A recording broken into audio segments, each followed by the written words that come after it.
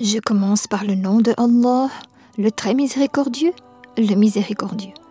Notre prophète Mohammed sallallahu alayhi wa sallam a dit une parole qui comporte beaucoup de profit, ce qui signifie « Le fort n'est pas celui qui a vaincu les gens, le fort est plutôt celui qui a vaincu ses passions. » L'homme, chers frères et chères sœurs, voit son degré s'élever selon le jugement de Allah, selon sa patience.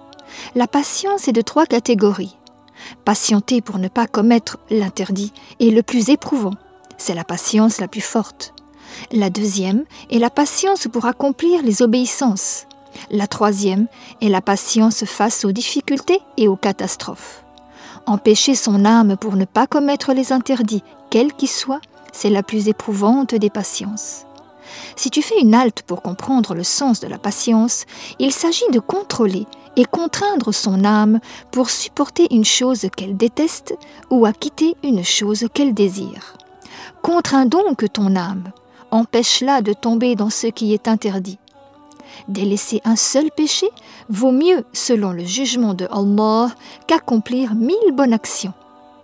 Rappelle-toi la parole de Allah, ce qui signifie « Celui donc qui fait le poids d'un grain de poussière de bien en sera rétribué, et celui qui fait le poids d'un grain de poussière de mal en sera rétribué. » Dans ces 2 ayats, il y a l'incitation à faire peu et beaucoup de bien, et la mise en garde de faire peu ou beaucoup de mal.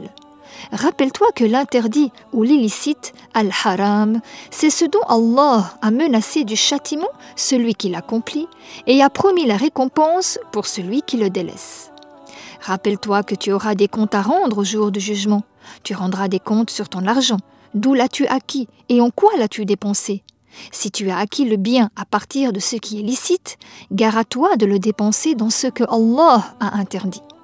Rappelle-toi la parole de Allah, ce qui signifie « Par ton Seigneur, nous les interrogerons tous au sujet de ce qu'ils faisaient. » Il est dit qu'un homme était connu sous le nom de Dinar al-Ayyar. Il avait une mère vertueuse qui l'exhortait souvent, mais il ne s'exécutait pas.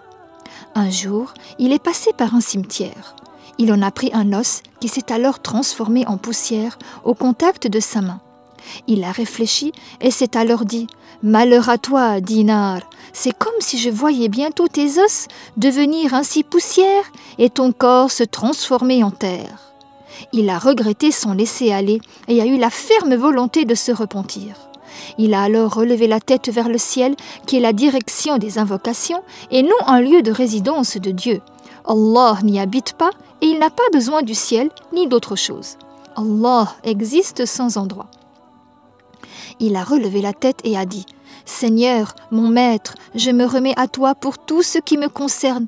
Accepte-moi et fais-moi miséricorde. » Il s'est ensuite dirigé vers sa mère en ayant changé de couleur, le cœur brisé, et a dit « Mère, que fait-on de l'esclave qui s'est enfui lorsque son maître le retrouve ?» Elle a dit « On lui donne à mettre des habits rugueux, une nourriture grossière et on lui attache les mains et les pieds. » Il lui a dit « Je voudrais une djoubba, sorte de cape fermée sauf de la tête et des bras, en laine, et fais de moi ce qui est fait de l'esclave qui s'est enfui. » Lorsque la nuit tombait, il se mettait à pleurer à chaudes larmes en se disant « Malheur à toi, ô Dinar, peux-tu supporter le feu? Comment t'es-tu exposé au châtiment du Tout-Puissant ?» Il demeurait ainsi jusqu'au matin. Sa mère lui dit alors « Aie de la pitié pour toi-même, mon fils. » Il lui répondait « Laisse-moi donc me fatiguer un peu. Puissais-je me reposer longtemps, mère? J'ai demain une longue station pour le jugement du Seigneur glorieux, et je ne sais pas s'il sera ordonné que je sois dans une ombre dense, au paradis, ou bien dans la pire station, en enfer. » Elle lui disait « Mon fils, prends donc une pause. » Il disait « Je ne recherche pas la pause.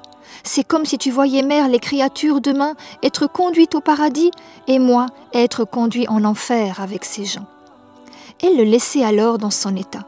Il se mettait à pleurer, à s'adonner aux actes d'adoration et à la récitation du Coran.